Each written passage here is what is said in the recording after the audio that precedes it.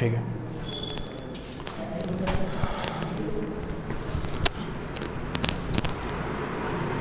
So hi, this is wake and you are watching my channel. तो भाई चालू करते हैं। फिलहाल से फिर दोबारा आते हैं फटाफट से। लास्ट वीडियो रह गई भाई, इसके बाद आपकी पूरी सीरीज खत्म हो गई सेमेस्टर 5 की। ठीक है, बुक चल रही थी आपकी एंटरप्रेन्योरशिप डेवलपमेंट, जिसका चैप्टर नंबर है नोवा और चैप्टर का नाम आता है मार्केटिंग। तो चैप्टर चालू करने से पहले बता दूं, अगर किसी को नोट्स परचेज करने हैं पूरे के पूरे चैप्टर के आपके बन चुके हैं। ठीक है, HRM के नोट्स बन रहे हैं फटाफट से, जितनी जल्दी हो सकते हैं उतनी जल्दी प्रोवाइड करने की कोशिश करी जाएगी। और अगर आपको नोट्स चाहिए तो आप इस नंबर पे कॉन्टैक्ट करके थोड़ी सी पेमेंट होगी, छोटी सी मिनिमम अमाउंट आपका पेमेंट करके आराम से व्हाट्सएप पे आप नोट्स परचेज कर सकते हो। आसान जी? हाँ जी। तो ये बात आपको पहले से ही पता है। वापस आते हैं अपने चैप्टर पे, चैप्टर नंबर 9, जिसका नाम है क्या? मार्केटिंग। बहुत आसान चैप्टर है, बहुत ही अच्छा चैप्टर है। ठीक है जी, शुरू करते हैं। सबसे पहले बात आती है मार्केटिंग होता क्या है। तो मार्केटिंग है क्या? It is a process. Marketing क्या होता है? एक प्रोसेस होती है, एक प्रक्रिया होती है by which goods and services are exchanged and value determine in terms of money prices. Market क्या होता है? एक ऐसा प्रोसेस होता है, एक ऐसी प्रक्रिया होती है जिसके अंदर गुड्स और सर्विसेज को क्या करते हैं हम? एक्सचेंज करते हैं, और जो वैल्यू डिसाइड होती है वो भी किस में होती है? प्राइस की फॉर्म में उसकी वैल्यू डिसाइड करने के बाद। आसान है? तो मार्केटिंग क्या है? सॉरी भाई, नॉइस। ठीक है, तो पता ही है। तो फिलहाल मार्केटिंग क्या होती है? एक ऐसी प्रोसेस होती है जिसके अंदर क्या करते हैं हम? गुड्स और सर्विसेज को एक्सचेंज करते हैं, वो भी जो प्राइस होता है उसको डिसाइड करने के बाद। आसान है? हाँ जी। और बाकी तुम कर ही लोगे आगे बात करते हैं भाई मार्केटिंग के कंसेप्ट क्या होते हैं, कि मार्केटिंग के अंदर हमें करना क्या है। तो बेसिकली जो मार्केटिंग चैप्टर है इसके अंदर करना क्या है? मार्केटिंग में रॉ मटेरियल तैयार, मतलब रॉ मटेरियल खरीद के और उसको क्या करना होता है? उसको माल बनाना है और किसको पहुंचाना है? कंज्यूमर तक पहुंचाना है, ताकि क्या हो सके? कंज्यूमर का सेटिस्फैक्शन हो सके। आसान है? तो मार्केटिंग क्या होती है? एक ऐसी प्रोसेस होती है जिसमें हम रॉ मटेरियल खरीदते हैं, उससे मैन्युफैक्चरिंग करते हैं, और मैन्युफैक्चरिंग करने के बाद माल बनाते हैं और उसे बेचते हैं। और बेचने तक ही नहीं, उसको कंज्यूमर को सेटिस्फैक्शन मिलना चाहिए, उस पर भी ध्यान दिया जाता है। आसान है? तो मार्केटिंग क्या है? एक ऐसी प्रोसेस जिसके अंदर हम रॉ मटेरियल से लेके कंज्यूमर सेटिस्फैक्शन तक जितना भी काम होता है वो सारा का सारा देखभाल करने का काम किसका होता है? मार्केटिंग का। आसान है? हाँ जी। मतलब कि एडवर्टाइजिंग करना, मतलब माल को अपने बेचने का काम करना होता है किसके अंदर? मार्केटिंग के अंदर। चालू करते हैं फटाफट से। डिफरेंस आता है भाई मार्केटिंग और सेलिंग में, क्योंकि कई बच्चे क्या हो जाते हैं, सोचते हैं कि मार्केटिंग जो है ना एक तरीके से सेलिंग करने की तरह ही है, कि मार्केटिंग कर रहे हो मतलब आप सेलिंग कर रहे हो। सेलिंग अलग होता है, मार्केटिंग अलग होता है। सेलिंग और मार्केटिंग में डिफरेंस क्या है समझिए ध्यान से। अगर मान लो मैं कोई चीज़ सेल करना चाहता हूँ तो मेरा मोटिव जो रहेगा, मेरा मोटिव रहेगा प्रॉफिट कमाने का। किसका? प्रॉफिट कमाने का। तो मतलब सेलिंग का मोटिव क्या होता है? खाली प्रॉफिट कमाना। जैसे फॉर एग्जांपल के तौर पे मान लो ये मैं पेन बेचना चाहता हूँ, ठीक है, और प्रॉफिट कमाना चाहता हूँ, तो सेलिंग कर रहा हूँ अगर मैं, तो सेलिंग के अंदर बस मोटिव रहता है कि पेन को बेच दूँ मैं किसी तरीके से, किसी भी तरीके से कुछ भी ग्रुप में करके बस पेन बिक जाए।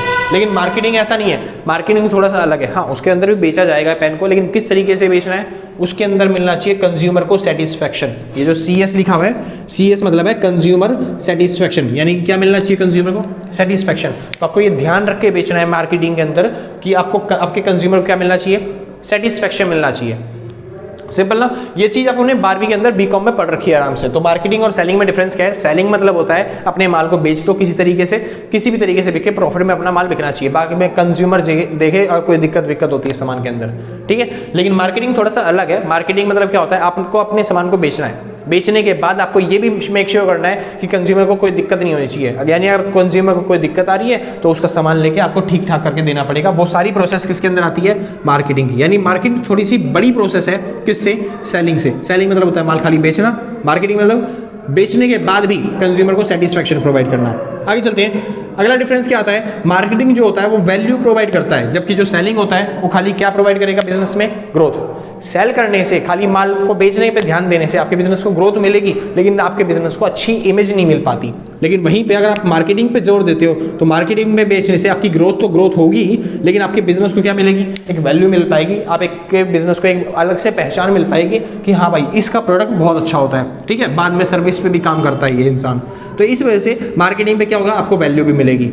आगे चलते हैं। लास्ट डिफरेंस तीसरा, मार्केटिंग जो होता है वो फोकस करता है कंज्यूमर की नीड्स पे। मार्केटिंग क्या होता है, वो फोकस करता है किस पे, कंज्यूमर की नीड्स पे, यानी कि जो कंज्यूमर को चाहिए वो चीज बनाएगा। मार्केटिंग मतलब क्या होता है, एक ऐसा प्रोसेस जिसके अंदर पहले कंज्यूमर को देखना होता है कि भाई कंज्यूमर को क्या चीज चाहिए, पूरी मार्केट में किस चीज की कंज्यूमर डिमांड कर रहा है, जो चीज कंज्यूमर डिमांड करेगा वो चीज क्या करेगा, मार्केटिंग वाला बना देगा। लेकिन सेलिंग थोड़ा सा अलग है। सेलिंग में क्या होता है, ये नहीं देखा जाता कि डिमांड किस चीज की है, उसको खाली क्या होता है, प्रोडक्ट बेचना होता है। सिंपल बात है, जो भी उसने प्रोडक्ट बनाया है उसको बेचने पे ध्यान देना होता है। समझिए ध्यान से, मतलब क्या है दोनों का, एक है मार्केटिंग, एक है सेलिंग। मार्केटिंग मतलब क्या होता है, आप पहले कंज्यूमर को देखोगे, कंज्यूमर को चाहिएगा, अलग अलग वैरायटीज में से कंज्यूमर को चाहिएगा, जो कंज्यूमर को चाहिए आप उसके लिए वो प्रोडक्ट बना के तैयार करोगे। आसान है, इसको बोलते हैं मार्केटिंग। सेलिंग मतलब क्या होता है, एक प्रोडक्ट मतलब एक चीज जो है, एक प्रोडक्ट जो है वो बनके तैयार हो चुका है पहले से ही, ठीक है, बस उसको बेचने पे ध्यान देना है, किसी तरीके से वो क्या हो जाए, सेल हो जाए। आसान है, किसी भी तरीके से कोई भी जुगाड़ लगा के आराम से उसको सेल कर दो, यानी कि सेलिंग मतलब होता है उस प्रोडक्ट को सेल करना। लेकिन मार्केटिंग होता है एक ऐसा प्रोडक्ट बनाना जो क्या हो सके, कंज्यूमर की नीड्स को फुलफिल कर सके। ये डिफरेंस होता है भाई किसके अंदर, मार्केटिंग में और सेलिंग में। छोटा सा डिफरेंस है, अगर आ गया तो आप आराम से कर सकते हो। ठीक है, आगे चलते हैं भाई, importance of marketing in small business. अगर आप स्मॉल बिजनेस चला रहे हो तो उसके अंदर मार्केटिंग की क्या इंपॉर्टेंस होती है, क्योंकि भाई ज़्यादा बेटर होती है मार्केटिंग सेलिंग से।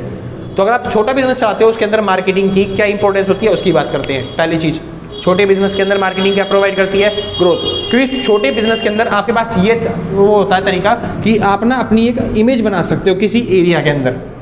जैसे अगर मान लो 2 दुकानें खुली हुई हैं, एक दुकान होती है वो खाली बेचने पे ध्यान देती है, मतलब अगर बिक गया माल तो मतलब बिक गया, अगर मान लो उस माल में कोई खराबी निकल गई, कोई कबाड़ा निकल गया तो फिर वो वापस नहीं करते कुछ भी। लेकिन एक दुकान ऐसी है जो क्या बोलते हैं, माल बेचती है और उसके बाद देखती है अगर माल में खराबी हो गई, कोई कबाड़ा निकल गया तो फिर वो सामान को वापस भी कर लेती है, कस्टमर सेटिस्फेक्शन पे ध्यान देती है। ठीक है, तो ज़्यादातर लोग जो है वो किस पे जाना पसंद करेंगे, मार्केटिंग वाली दुकान पे, यानी कि जो क्या कर रहा है, कस्टमर का सेटिस्फेक्शन पे ध्यान दे रहा है। तो इस वजह से अगर आप छोटे बिजनेस को चलाते हो, छोटे बिजनेस में आप छोटे एरिया में क्या करते हो, काफ़ी तेजी से ग्रोथ कर सकते हो। ये क्या होता है, इंपॉर्टेंस होता है किसका, मार्केटिंग का। आसान है, हाँ जी। आगे चलते हैं, दूसरा आता है मार्केटिंग इन सर्विसेज। मार्केटिंग क्या होता है, देखो अगर आप सेलिंग करते हो, सेलिंग में ना आप जल्दी से कोई भी सर्विस बेच नहीं पाओगे। सेलिंग करने के लिए आपके पास कोई प्रोडक्ट होना चाहिए तभी आप बेच पाओगे। कोई सर्विस बेचने में बहुत ज़्यादा दिक्कतें होती है। मान लो आप किसी घर पे जा रहे हो कोई चीज़ बेचने के लिए और आप बोलोगे हाँ जी हम ये सर्विस बेचते हैं, हाँ जी हम ये वाली सर्विस बेचते हैं। फॉर एग्जाम्पल के तौर पर मान लेते हैं जैसे बैंक है, बैंक वाले क्या करते हैं, सर्विस बेचते हैं, यानी आप अपना पैसा बैंक में रखो और उस पर ब्याज कमाओगे। लेकिन अगर मान लो इसी को घर घर पे जाके बेचना होता तो बैंक वाले कैसे जाके बेचते हैं वहाँ पे, हाँ जी हमारे बैंक में पैसा रखो और इस पैसे रखने पे हम आपसे ब्याज काटेंगे। वो बोलेंगे हमारा पैसा खुद ही रख रहा है, हमको भी जरूरत तो नहीं पड़ेगी, तो हम निकालने बार बार तेरे पे जाए और ऊपर से पैसे भी तू चार्ज करेगा। समझ में आया? हाँ जी। तो ये ऐसी वैसी सर्विसेज जो होती है ना, सर्विसेज बेचने में दिक्कत होती है किसको, सेलिंग वालों को। सेलिंग वाले ज़्यादातर क्या बेच सकते हैं, प्रोडक्ट बेच सकते हैं। लेकिन जबकि मार्केटिंग वाले क्या कर सकते हैं, सर्विसेज भी बेच सकते हैं, क्योंकि वो वैल्यू प्रोवाइड करते हैं चीज़ों की, प्रोडक्ट को सेल करने का काम नहीं करते खाली। आगे चलते हैं, मार्केटिंग सेगमेंट। अब देखिए अगर ये जो मार्केटिंग होती है ना, मार्केटिंग अलग अलग तरीके से करी जा सकती है। सेलिंग केवल एक तरीके से होती है, अगर आपके पास प्रोडक्ट है तो वो बिक जाएगा, अगर प्रोडक्ट नहीं है तो वो नहीं बिक पाएगा। ठीक है, लेकिन ये जो मार्केटिंग है इसमें फायदा क्या मिलता है, क्या इंपॉर्टेंस होती है मार्केटिंग की, इसको सेगमेंट में डिवाइड कर सकते हैं। अलग अलग सेगमेंट के हिसाब से आप अलग अलग तरीके से कैंपेन निकाल सकते हो, अलग अलग एडवर्टीजमेंट कर सकते हो, अलग अलग लोगों के लिए बना सकते हो चीज़ें। किस तरीके से किस सेगमेंट होते हैं, पहला जियोग्राफिक सेगमेंट। जियोग्राफिक सेगमेंट में होता है जमीन के हिसाब से आप सेगमेंट बना के प्रोडक्ट बना के बेच सकते हो। फॉर एग्जांपल के तौर पे अभी मान लो जमीन में अलग अलग बंटवारा हो गया, जैसे फॉर एग्जांपल की गांव के लोग अलग हो गए और शहर के लोग अलग हो गए। अब आपने गांव में जाके देखा, भाई गांव में अगर मैं खोल लूँगा, मतलब अगर मान लो कोई बिजनेस खोलना चाहते हो, जैसे बर्गर बेचना चाहते हो, पिज्ज़ा बेचना चाहते हो, और आप गए गाँव के अंदर बर्गर पिज्ज़ा बेचने के लिए, गाँव में ज़्यादा बिकेगा बर्गर पिज्ज़ा? नहीं जी, मेरे हिसाब से मुश्किल होता है कि गांव में बिक पाता है इतनी जल्दी से। क्योंकि मैं एक बार गांव में गया था अपने दादा के साथ और मैंने बोला दादा मेरे को ना एक पिज़्ज़ा खाना है, और पिज़्ज़ा का रेट था उस टाइम पे 50 रुपये। तो मैंने बोला दादा से, दादा मेरे को पिज़्ज़ा खाना है। दादा कहने लगे पिज़्ज़ा खाना है, कितने रुपये का पिज़्ज़ा हुआ है? मैंने बोला 50 रुपये का आता है दादा। तो दादा कहने लगे कि ना हाँ 50 रुपये का पिज़्ज़ा खाएगा, इसमें तो तेरा पेट भरेगा खाली एक का, 50 रुपये में घिया ले लेंगे और घिया 4 दिन तक चलेगी, समझ में आया? पूरी फैमिली का पेट भर जाएगा। समझ में आया? तो इस तरीके से गांव में ना मतलब इनकम कम होती है लोगों की और कमाने के साधन ज़्यादा, मतलब खेती बाड़ी में ज़्यादातर फसल आती है, तो इस वजह से वो उस पर डिपेंड होते हैं। पिज़्ज़ा बर्गर ये सब नहीं खाते, जिनकी वजह से उनकी हेल्थ भी अच्छी रहती है। बेसिकली वो अलग टॉपिक है। लेकिन ग्राफिकली अगर आप बांटना चाहते हो, बेचना चाहते हो पिज़्ज़ा बर्गर की दुकान, तो कहाँ पे चलेगी? गांव में मुश्किल लगती है। और शहर के अंदर, भाई शहर के अंदर हर कोई यही खाता है, क्योंकि उनको पूरे दिन काम करना पड़ता है, रास्ते में आते आते वही मिल पाता है आराम को, और खाते खाते आराम से सो जाएंगे खा पी के। ठीक है भाई। हाँ जी, तो ग्राफिकली आप हिसाब से अपने ग्राफ के हिसाब से या फिर जमीन के टुकड़े के हिसाब से आप अलग अलग प्रोडक्ट बनाते हो और बेच सकते हो। अगला आता है भाई डेमोग्राफिक स्ट्रक्चर। डेमोग्राफिक स्ट्रक्चर यानी कि लोगों की पॉपुलेशन के हिसाब से या फिर एज की कैटेगरी के हिसाब से या फिर मेल और फीमेल के लिए अलग प्रोडक्ट बना सकते हो, जैसे छोटे बच्चों के लिए और बड़े बच्चों के लिए अलग प्रोडक्ट बना सकते हो। ठीक है, तो एज की कैटेगरी के हिसाब से लोगों के हिसाब से आप क्या कर सकते हो, माल बना के बेच सकते हो। अगला आता है भाई साइकोलॉजिकल। साइकोलॉजिकल तौर पे भी आप क्या कर सकते हो, प्रोडक्ट को अलग कर सकते हो, जैसे कि किसी की मतलब साइकोलॉजी पे अटैक करके, जैसे कि फॉर एग्जांपल कुछ चाय वाले लोग हैं, चाय वालों को ज़्यादा प्रमोट करके, जैसे आईफोन और सैमसंग वाले लड़ते रहते हैं एक दूसरे के कस्टमर की साइकोलॉजी झेल के, ठीक है, कि आईफोन बेकार है और सैमसंग बेकार है, इस तरीके से। अगला बिहेवियर, आप कस्टमर का बिहेवियर देख के, ठीक है, कि कस्टमर का जो बिहेवियर है उस पर अटैक करते हैं। फॉर एग्जांपल के तौर पे मान लो कुछ ऐसे इंसान है जो ब्रश व्रश नहीं करते, नहाते धोते नहीं है, ठीक है भाई, तो आप उनको डॉक्टर की एडवाइस दिला सकते हो कि भाई ब्रश करने से ये फायदे मिलते हैं, ये सब चीज़ें मिलती हैं, ताकि उनका बिहेवियर क्या हो सके, वो चेंज हो सके, वो डेवलप हो सके। तो इस तरीके से क्या किया जा सकता है, मार्केटिंग के थ्रू अपने बिजनेस को, स्मॉल बिजनेस को बढ़ाया जा सकता है। ठीक है, हाँ जी, इतने सारे पॉइंट्स हैं, आप आराम से कर दोगे। आगे चलते हैं भाई। अगला टॉपिक आता है सबसे इंपॉर्टेंट टॉपिक जो पेपर में बहुत ज़्यादा बार आता है, ठीक है, नाम है मार्केटिंग मिक्स। बहुत ज़्यादा बार भाई, बहुत बार आता है। तो मार्केटिंग मिक्स क्या होता है, एक सिस्टमैटिक बैलेंस बनाने का काम होता है इनपुट के बीच में और मार्केटिंग सिस्टम के बीच में, यानी जो हमने माल बनाया है उसके बीच में और कस्टमर के बीच में एक सिस्टम बनाने का काम क्या होता है, मार्केटिंग मिक्स। मतलब सिंपल भाषा में अगर कहा जाए, अपने माल को बेचना है और किसको बेचना है, कस्टमर को, और उनको क्या मिलना चाहिए, सेटिस्फैक्शन। किस तरीके से ये मिलेगा कस्टमर, मतलब अपने माल को कस्टमर तक कैसे बेचा जाए जिससे उनको क्या मिल जाए, सेटिस्फैक्शन मिल जाए, उस पूरी प्रोसेस को क्या बोलते हैं, मार्केटिंग मिक्स। और इसको 4P के नाम से जाना जाता है, मतलब 4 Ps के नाम से जाना जाता है, ठीक है, जिसमें से पहला P है प्रोडक्ट, दूसरा P प्राइस, तीसरा P प्रमोशन और चौथा P प्लेस, या फिर आप कह सकते हो डिस्ट्रीब्यूशन। ठीक है, और कई बार भाई ये अलग अलग पॉइंट ही आपके बहुत ज़्यादा नंबर खींच जाते हैं, ये अलग अलग टॉपिक ही इंपॉर्टेंट है। जैसे कि पहला P, ये पहला P क्या होता है, प्रोडक्ट, तो आपको प्रोडक्ट पे फोकस करना पड़ेगा। जैसे कि प्रोडक्ट में क्या क्या चीज़ें होती हैं, जैसे कि ब्रांडिंग, क्या लिख रहा हूँ यार ये, ब्रांडिंग, ठीक है, लेबलिंग, इन सब पे फोकस करना पड़ेगा भाई। ठीक है, ब्रांडिंग हो गई, लेबलिंग हो गई, प्रोडक्ट की वैरायटीज, ठीक है, यानी आपके प्रोडक्ट के बारे में देखना पड़ेगा कि आपका प्रोडक्ट कैसा बन रहा है, किसके लिए है, कौन सी आपकी टारगेट ऑडियंस है, कितने साल के बच्चों के लिए बनाया जा रहा है, किस तरीके का प्रोडक्ट है, उसका नाम क्या रखा जाएगा, उसकी कलर क्या रखे जाएंगे, उसकी थीम क्या बनाई जाएगी। मतलब आपका प्रोडक्ट का सारा हिसाब किताब किसके अंदर सेट करना पड़ेगा आपको, प्रोडक्ट के अंदर। आसान है। तो मार्केटिंग मिक्स का पहला पॉइंट क्या होता है, P, जिसके अंदर आपको प्रोडक्ट का ध्यान रखना पड़ेगा अच्छे तरीके से। उसके बाद आता है भाई प्राइस। अब यहाँ पे आपको डिसाइड करना पड़ेगा कि प्राइस कैसा रखा जाए। अलग अलग तरीके के प्राइस होते हैं, जैसे कि फॉर एग्जांपल पहला होता है कॉस्ट, हाँ, प्राइस अकॉर्डिंग टू कॉस्ट। पहला क्या है, प्राइस अकॉर्डिंग टू कॉस्ट, यानी कॉस्ट के हिसाब से प्राइस। जैसे हमारी कॉस्ट इतनी आई है तो हम थोड़ा सा प्रॉफिट ऐड करके इतना प्राइस रख देते हैं। आसान है, हाँ जी। इसके बाद दूसरा क्या आता है, दूसरा आता है कॉम्पिटिटिव प्राइस।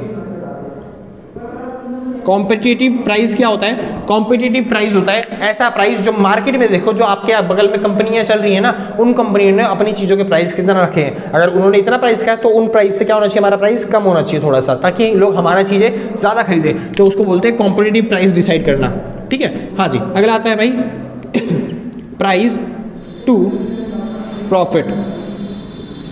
हाँ जी, आपको ऐसा प्राइस डिसाइड करना है ताकि आपका क्या हो सके, प्रॉफिट फुलफिल हो सके। मतलब कि आपने जैसे कॉस्ट इतनी डिसाइड करी, उसमें आपने देखा इतना प्रॉफिट मैं कमा सकता हूँ, उसके अंदर वो प्रॉफिट का मार्जिन ऐड करके आपने क्या कर दिया, प्राइस डिसाइड कर दिया कि इसका प्राइस इतना होना चाहिए ताकि वो माल क्या उसके बिक सके। तो प्राइस के अंदर बेसिकली आपको प्राइस ऐसा देखना है कि भाई कस्टमर तक पहुंच जाए सही कीमतों पर, ताकि हमारा डिमांड क्या उसके ज़्यादा हो सके। अगली चीज़ आती है भाई प्रमोशन। अब आपको यहाँ पे चेक करना पड़ेगा उस माल को बेचे कैसे, उस माल की मार्केटिंग कैसे करें, या फिर उस माल को सेल कैसे करें, एडवर्टीजमेंट के थ्रू। ठीक है, और यहाँ पे एडवर्टीजमेंट के अलग अलग चैनल्स आते हैं। आप अलग अलग तरीके से लोगों के एडवर्टीजमेंट करवा सकते हो या फिर प्रमोशन करवा सकते हो। प्रमोशन के लिए अलग अलग तरीके क्या यूज़ करे जाते हैं। पहले के तौर पे आप दे सकते हो डिस्काउंट। क्या दे सकते हो, डिस्काउंट। डिस्काउंट पता है, फॉर एग्जांपल के तौर पे मान लो कोई चीज़ 100 रुपये की है तो वहाँ पे लिख दिया जाता है 20% डिस्काउंट, यानी अब वो चीज़ कितने में मिलेगी, 80 रुपये में मिलेगी। आसान है, तो आप डिस्काउंट दे सकते हो ताकि आपका प्रमोशन हो पाए। दूसरी की चीज़ buy one get one free, buy one get one free, तो इस तरीके आप ऑफर चला सकते हो जिससे आप क्या हो सके, प्रमोशन हो सके। तीसरी चीज़ भाई आप क्या कर सकते हो, आप दे सकते हो कूपन्स। ठीक है, आप कूपन्स दे सकते हो ताकि आप अगली बार क्या बोलते हैं, आपको इस चीज़ पे छूट मिलेगी, अगली बार ये लेने पे आपको इस चीज़ पे छूट मिलेगी। ठीक है, हाँ जी। और उसके बाद आप क्या कर सकते हो, जैसे 25% एक्स्ट्रा। ठीक है, किसी प्रोडक्ट पे आप कोई चीज क्या करते हो, उसकी क्वांटिटी बढ़ा सकते हो कि अब प्राइस उतना ही है मगर उसमें 25% क्या मिलेगा आपको एक्स्ट्रा मिलेगा। तो इस तरीके से आप क्या कर सकते हो, प्रमोशन कर सकते हो। वैसे इसके और भी प्रमोशन है, जैसे कि आपको घर घर पे जाके प्रमोशन करना होता है, ठीक है, जैसे कि डायरेक्ट मीटिंग होती है, डायरेक्ट इंटरव्यू, ठीक है। तो आप लोगों को घर घर पे जाओगे, जैसे वो साबुन बेचने वाले आते हैं, सर्फ वाले आते हैं, वो घर घर पे आते हैं, बोलते हैं आज ही हमारा सर्फ ले लो, इतने सस्ते में मिल रहा है, ये इसकी वैरायटी है, तुरंत साफ कर देगा झटके में। तो इस तरीके से क्या करना पड़ेगा आपको, प्रमोशन पे ध्यान देना पड़ेगा अपने प्रोडक्ट की मार्केटिंग करने के लिए, ठीक है जी। और लास्ट टॉपिक आता है क्या, डिस्ट्रीब्यूशन। भाई मैं बता रहा हूँ सबसे ज्यादा इंपॉर्टेंट यही है, मार्केटिंग मिक्स। तो डिस्ट्रीब्यूशन कैसे किया जाए, यहाँ पे डिस्ट्रीब्यूशन के अलग अलग चैनल्स होते हैं भाई, जैसे कि वन चैनल डिस्ट्रीब्यूशन, ठीक है। वन चैनल में क्या होता है, जो क्या बोलते हैं प्रोड्यूसर होता है, जो प्रोड्यूसर होता है वो डायरेक्ट बेचता है, किसको, डायरेक्ट बेचता है कस्टमर को, ठीक है, हाँ जी। दूसरा second channel distribution, second channel में क्या होता है, जो प्रोड्यूसर होता है वो बेचता है किसको, होलसेलर या फिर रिटेलर को, और होलसेलर रिटेलर बेचते हैं किसको, कस्टमर को। उसके बाद थर्ड चैनल डिस्ट्रीब्यूशन आता है, जिसके अंदर जो प्रोड्यूसर होता है वो बेचता है पहले होलसेलर को, फिर होलसेलर बेचता है रिटेलर को, और फिर रिटेलर बेचता है किसको, कस्टमर को, ठीक है। एक होता है डायरेक्ट चैनल, क्या होता है, डायरेक्ट चैनल, जिसके अंदर जो पूरा चैनल था इसके थ्रू ऐसा नहीं होता कुछ भी, होलसेलर से सीधा माल खरीद लेते हैं कंपनी वाले और वो सीधा बेच देते हैं किसके पास, कस्टमर के पास। ऐसे चैनल यूज करते हैं फ्लिपकार्ट कंपनी वाले, जितने भी ना अमेजोन कंपनी वाले, ये लोग यूज करते हैं ऐसा मेथड, यानी कि डायरेक्ट मेथड, जो कि सीधा प्रोड्यूसर से खरीदते हैं और कस्टमर को बेच देते हैं। सिंपल बात है भाई। तो आपको बताना पड़ेगा डिस्ट्रीब्यूशन कैसे कर सकते हो। फॉर एग्जांपल तो अलग अलग क्वांटिटीज के हिसाब से, जैसे कि मान लेते हैं दूध बेचना है, दूध क्या होता है, मुश्किल से 3-4 दिन चलेगा और उसके बाद खराब हो जाएगा, तो इस वजह से ज्यादा टाइम रेट तो ले नहीं सकते, तो क्या ये वाला मेथड यूज करेंगे, यानी अपने प्रोडक्ट को पहले क्या बोलते हैं उसे, पहले अपने प्रोडक्ट को होलसेलर को बेचें, फिर रिटेलर को बेचें, फिर उसके बाद कस्टमर तक पहुंचे, इतने में तो टाइम ज़्यादा लग जाएगा, तो दूध खराब हो जाएगा। इस वजह से दूध बेचने वाली कंपनियों को सीधा प्रोड्यूसर से किस पे जाना होता है, कस्टमर पर। ज़्यादा से ज़्यादा वो क्या करती है, प्रोड्यूसर से होलसेलर पे, होलसेलर से कस्टमर पे, इससे ज़्यादा वो क्या करती है, डिस्ट्रीब्यूशन नहीं फैला सकती, ठीक है भाई। तो इस तरीके से आपको प्रोडक्ट पर डिपेंड करता है कि आपको कौन सा डिस्ट्रीब्यूशन का चैनल चूज करना पड़ेगा। आगे चलते हैं भाई, अगला टॉपिक आता है और उसके बाद आगे चलेंगे भाई। टॉपिक आता है market problems for small scale unit, मिट गया शायद, हाँ जी, फॉर स्मॉल स्केल SCALE, हाँ जी, market problems for small scaling unit. अगर आप छोटे लेवल के बिजनेसमैन हो या फिर आप छोटे लेवल पे मार्केटिंग करते हो, छोटे लेवल पे माल बेचते हो, तो फिर आपके लिए क्या क्या प्रॉब्लम्स आ सकती हैं उसके बारे में बात करते हैं। पहली चीज, competition from large scale sector. जो लार्ज स्केल सेक्टर यानी कि अगर मान लो छोटे लेवल पे आपकी दुकान है और आप क्या बोलते हैं बिजनेस कर रहे हो, तो आपकी दिक्कत क्या हो सकती है, पहले बड़े जो लेवल है ना या फिर जो लार्ज स्केल पे प्रोडक्शन कर सकते हैं वो आपको क्या करेंगे, बंद करने की कोशिश करेंगे। तो पहली दिक्कत ये हो सकती है। दूसरी, लैक ऑफ मार्केटिंग नॉलेज। क्या बोलते हैं, छोटे लेवल के बिजनेसमैन होते हैं तो इस वजह से हर चीज तो वो संभाल नहीं पाते, तो हर चीज को ना संभाल पाने की वजह से उनके पास नॉलेज की क्या हो जाती है, कमी हो जाती है। वहीं पे जो लार्ज स्केल बिजनेसमैन होते हैं उनके पास काम करने के लिए बहुत सारे लोग हैं, और जब काम करने के लिए बहुत सारे लोग हैं तो वो अपने चीज में हर एक फील्ड में क्या होते हैं, एक्सपर्ट होते हैं, तो उनके पास नॉलेज क्या होती है, ज्यादा होती है। इस वजह से इनकी दिक्कत होती है। Lack of sale promotion. अब छोटे लेवल का बिजनेस है तो ज्यादातर ये अपनी सेल की प्रमोशन नहीं करवा पाएंगे, ज्यादातर एडवर्टीजमेंट नहीं करवा पाएंगे, लेकिन जो बड़े लेवल के बिजनेस होते हैं वो ज्यादा एडवर्टीजमेंट करवा सकते हैं। तो इस वजह से इनके पास सेल प्रमोशन का भी चांसेस क्या होते हैं, कम होते हैं। Weak bargaining power. क्या होती है, वीक बार्गेनिंग पावर। अगर आप स्मॉल लेवल पे बिजनेस करते हो तो फिर अगर मान लो कोई सामान खरीदने जा रहे हो या फिर कोई रॉ मटेरियल खरीदने जा रहे हो, तो फिर जिस बड़ी कंपनी के पास आप गए हो उससे सोचोगे एक बार, यार छोटे लेवल का बिजनेस है, पता नहीं डिस्काउंट देगा या नहीं देगा, काम माल सस्ते में देगा या नहीं देगा, एक बार बोल के देखूँ या फिर नहीं देखो, क्योंकि आप छोटे लेवल पे बिजनेस करते हो। अगर आपको बड़े लेवल पे बिजनेस करना होता तो फिर बड़े लेवल पे आप क्या करते हो भाई, सीधा जाके मेरा इतना बड़े का ऑर्डर है, ठीक है, वो भी बोलेंगे भाई साहब आइए आपको ऑर्डर दीजिए फटाफट से, इतना माल आपको छूट दिया जाएगा। तो अब जब बड़े लेवल पर ऑर्डर देते हो तो फिर आपको छूट ज़्यादा मिलती है, लेकिन जब आप छोटे लेवल पर बिजनेस करते हो तो छूट क्या मिलती है, कम मिलती है। इस वजह से बार्गेनिंग में क्या होती है आपकी, कम होती है। आगे चलती है भाई, प्रोडक्ट क्वालिटी। प्रोडक्ट की क्वालिटी डिटरमाइन करनी पड़ती है भाई, और जो कि छोटे लेवल पे ना बहुत मुश्किल हो जाता है, ठीक है, क्योंकि बड़े लेवल पे है तो प्रोडक्शन हम बड़े लेवल पे कर रहे हैं, इस वजह से कॉस्ट कम पड़ रही है, हम प्रोडक्ट अच्छा बना सकते हैं। छोटे लेवल पे हमें कॉस्ट क्या पड़ती है, ज़्यादा पड़ती है, इस वजह से प्रोडक्ट की क्वालिटी जो होती है उससे कॉम्प्रोमाइज़ करना पड़ता है। लास्ट आता है भाई क्रेडिट सेल। क्रेडिट सेल उधार माल बेचना, और यहाँ पे क्रेडिट मतलब प्रॉफिट कमाने के लिए कई बार क्या होता है, उधार माल बेचना पड़ता है, और उसमें क्या हो सकता है कि भैया धोखाधड़ी हो सकती है या फिर पैसा डूब सकता है। आसान है। हाँ जी, तो ये सारी प्रॉब्लम्स आ सकती है किसको, स्मॉल स्केल बिजनेस करने वालों को। ठीक है भाई, तो आगे यहाँ पे खत्म होता है, शुरू करते हैं अगले वीडियो, अगला टॉपिक। ठीक है भाई। हाँ जी, अगर किसी को नोट्स परचेज करने हैं तो इस नंबर पर कॉन्टैक्ट करके आप नोट्स परचेज कर सकते हो। तो फिलहाल चालू करते हैं अगला टॉपिक।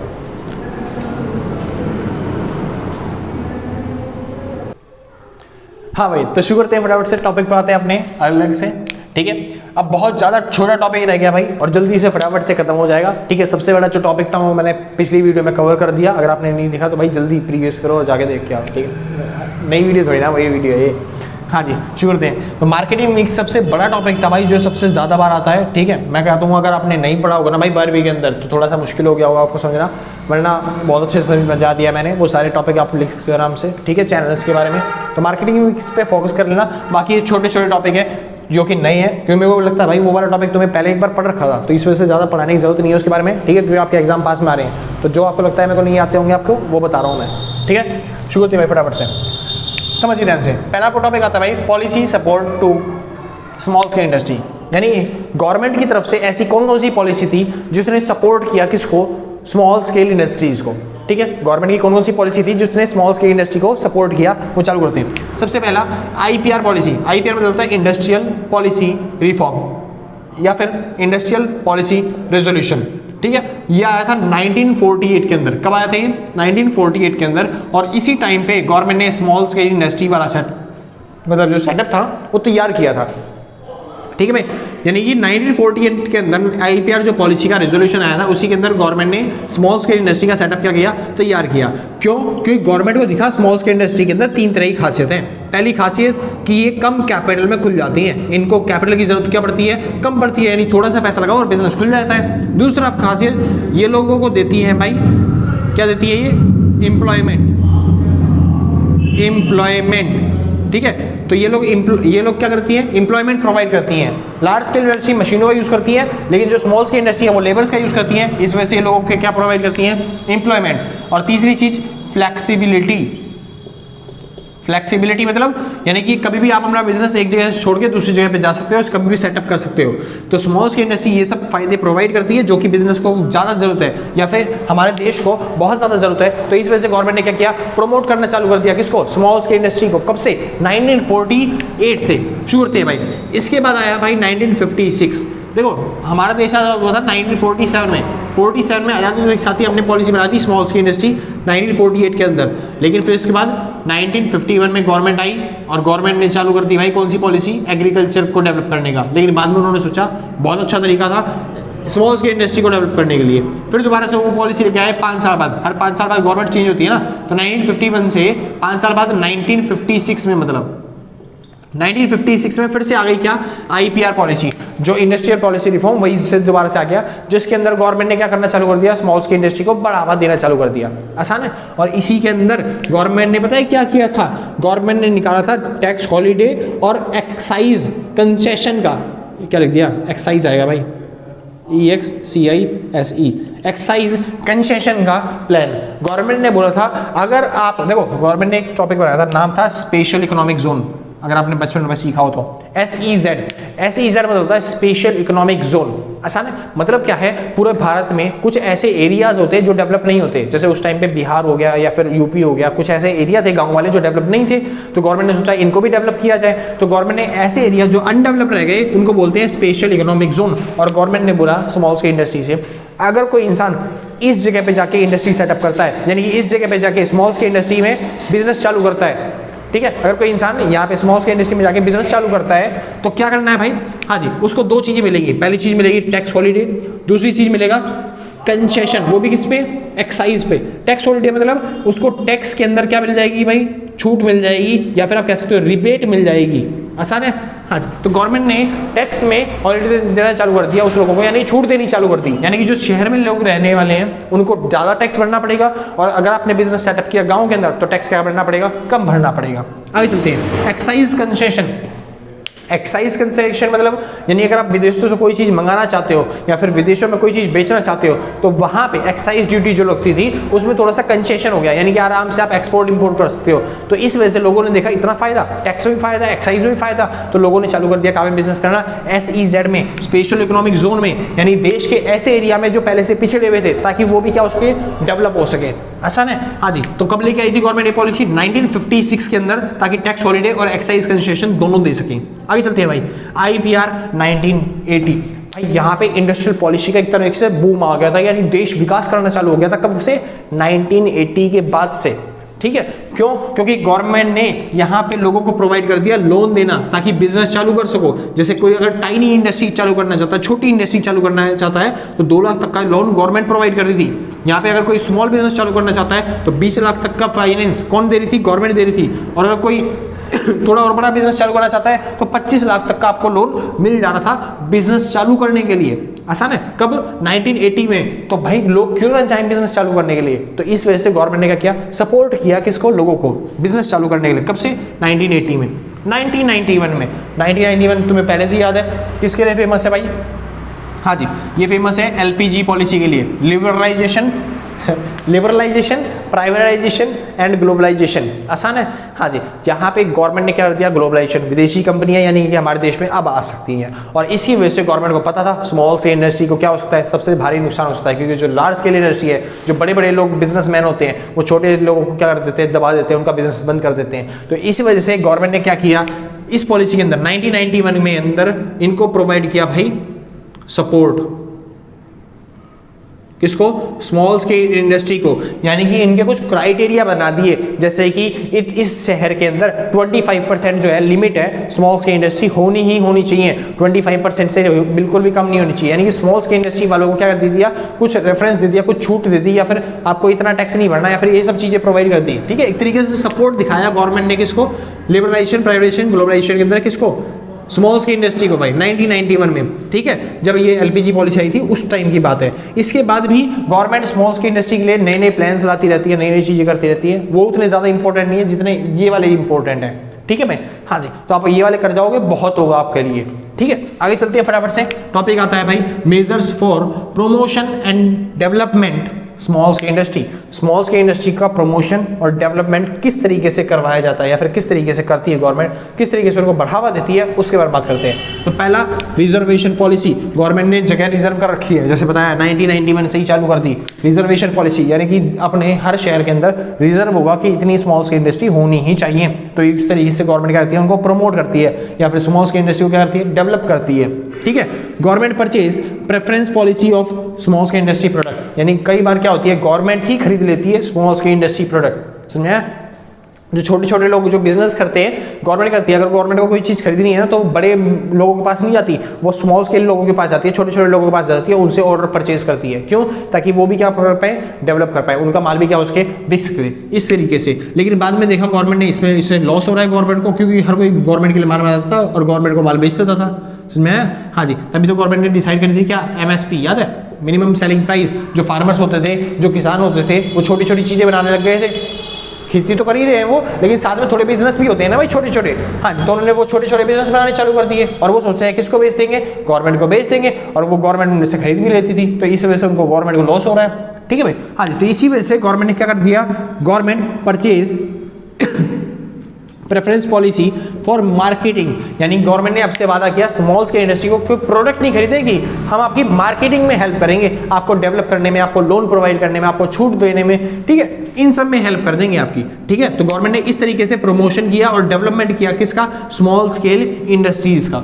आगे चलते हैं, लास्ट के 2 टॉपिक रह गए। टेक्निकल, हाँ जी, असिस्टेंस। गवर्नमेंट ने स्मॉल स्केल इंडस्ट्री को पहुंचाया क्या? टेक्निकल असिस्टेंस और रॉ मटेरियल असिस्टेंस। ठीक है, किस तरीके से? पहला, बिल्डअप स्पेस, यानी कि उनके लिए जगह बना के, स्मॉल स्केल इंडस्ट्री के लिए जगह बना के या फिर स्पेस देके, रिजर्वेशन देके उनके लिए क्या कर दिया? टेक्निकल असिस्टेंस प्रोवाइड किया। अगला, इंस्टेंट पावर कनेक्शन। उनके लिए क्या करवा दिया भाई? Instant power connection. For example के तौर पर आजकल देखोगे ना बिजली भाई, पावर वही बात है, बिजली के बारे में। ठीक है, तो स्मॉल स्केल इंडस्ट्री में भी बिजनेस चाहिए, बिजली का खर्चा होता है। ठीक है, उनको बिजली चाहिए। एक तो उन्होंने गवर्नमेंट ने रिबेट दिलवाई, और ऊपर से ऐसा कर दिया कि अलग से पावर, मतलब खाली बिजली नहीं भाई, रॉ मटेरियल भी हो गया, या मेनली बिजनेस ही होती है, लेकिन गवर्नमेंट ने रॉ मटेरियल भी और बाकी सब चीज़ें भी होती है जो जरूरी बिजनेस के लिए, स्मॉल स्केल इंडस्ट्री के लिए, वो उनको इंस्टेंटली प्रोवाइड करना चालू कर दिया कि चुटकियों में उनको मिल जाएगा ये सब चीज़ें। ठीक है, अगला चलते हैं बिजनेस सेंटर्स। अगर आपको कोई दिक्कत हो रही है या फिर बिजनेस चलाने में कोई दिक्कत आ रही है तो आपके लिए बिजनेस सेंटर चालू कर दिए थे गवर्नमेंट ने, ताकि क्या होते हैं आप सीख सकते हो वहाँ पे जाके कि बिजनेस को कैसे चालू किया जाए, उनसे हेल्प ले सकते हो कि अपने बिजनेस को कैसे डेवलप किया जाए। ठीक है, आगे चलते हैं रॉ मटेरियल असिस्टेंस और लास्ट टॉपिक कि रॉ मटेरियल को कैसे लाया जाए, किस तरीके का रॉ मटेरियल होना चाहिए। पहला, गवर्नमेंट ने एडवाइजरी सॉरी भाई, हाँ जी, तो गवर्नमेंट ने क्या किया, गवर्नमेंट ने एडवाइजरी सर्विस चालू कर दी, यानी कि एडवाइस देना चालू कर दिया किसको, लोगों को, ताकि वो रॉ मटेरियल अच्छे तरीके से खरीद पाए। जैसे आपने देखा होगा, अगर डीडी नेशनल चैनल देखा है तो वहाँ पे क्या करती थी गवर्नमेंट, जो किसान होते थे उनको सामान दिखाना चालू कर दिया कि आपको ये खाद डालनी चाहिए, ये सामान डालना चाहिए, ये चीज़ करनी चाहिए, ताकि आपकी खेती में फसल क्या उसके बढ़ सके। बिजनेस इंक्यूबेटर्स, भाई ये पहले टॉपिक का वास्तव, बिजनेस इंक्यूबेटर्स क्या होते हैं, ऐसे लोग होते हैं जो बिजनेस स्टार्टअप करने में क्या करते हैं, हेल्प करते हैं। गवर्नमेंट ने यही बनाए थे। ठीक है भाई, हाँ जी, शुरू करते हैं फटाफट से। अगला आता है लास्ट, सप्लायर रेटिंग। गवर्नमेंट ने एक ऐसा मेथड निकाल दिया जिससे आप सप्लायर को क्या कर सकते हो, रेटिंग प्रोवाइड कर सकते हो। सिंपल बात है ना, हाँ जी, आप सप्लायर को रेटिंग दे सकते हो कि किस तरह के सप्लायर है, ताकि अच्छे रेटिंग के लोगों से ही क्या करें, लोग माल खरीदे। ठीक है भाई, तो यहाँ पे खत्म होता है आपका चैप्टर्स। तो भाई आज के लिए बस नहीं, आज के लिए बस नहीं, मतलब क्या पूरी सीरीज आपकी खत्म हो गई है। ठीक है, तो अगर वीडियो अच्छी लगी है तो भाई पक्का लाइक से सब्सक्राइब करके जाना, इस टाइप का अधिकार बनता है सर मेरा मांगने का। ठीक है, अगर कोई डाउट्स रह गए फिर भी तो नीचे कमेंट करके बताना, या फिर नीचे इंस्टाग्राम का लिंक दे रखा है, आप वहाँ पे जाके सीधा डायरेक्ट कर सकते हो। अगर आपको कोई डाउट्स आने, किसी क्वेश्चन में डाउट आना है तो वहाँ पे जाके फोटो वोटो भेज सकते हो, सीधा पर्सनल मैं आपसे कॉन्टैक्ट करूँगा। ठीक है भाई, हाँ, तो ये बात रहती है आपकी। ठीक है भाई, और अगर किसी को नोट्स परचेज करने हैं तो इस नंबर पर कॉन्टैक्ट करके आप नोट्स परचेज कर सकते हो, और वीडियो को लाइक करना, शेयर करना, सब्सक्राइब करना, बाकी और क्या कर सकते हैं, इतना ही बहुत है, बस इतना ही तो बहुत है, इतने से लिए जी रहे हैं भाई। तो थोड़ा सा हमने आपकी हेल्प करी, थोड़ा सा आप हमारी हेल्प करो ग्रो करने में। तो भाई आज के लिए बस नहीं, कितनी बार बोल लोगे सर, चलो भाई ठीक है, तो टाटा बाय बाय, फिर मिलते हैं किसी और वीडियो के साथ। तो भाई आज के लिए बस नहीं, मिलते हैं कल सेम टाइम सेम जगह, लेकिन और लास्ट बार ही आ गया, तो टाटा बाय बाय।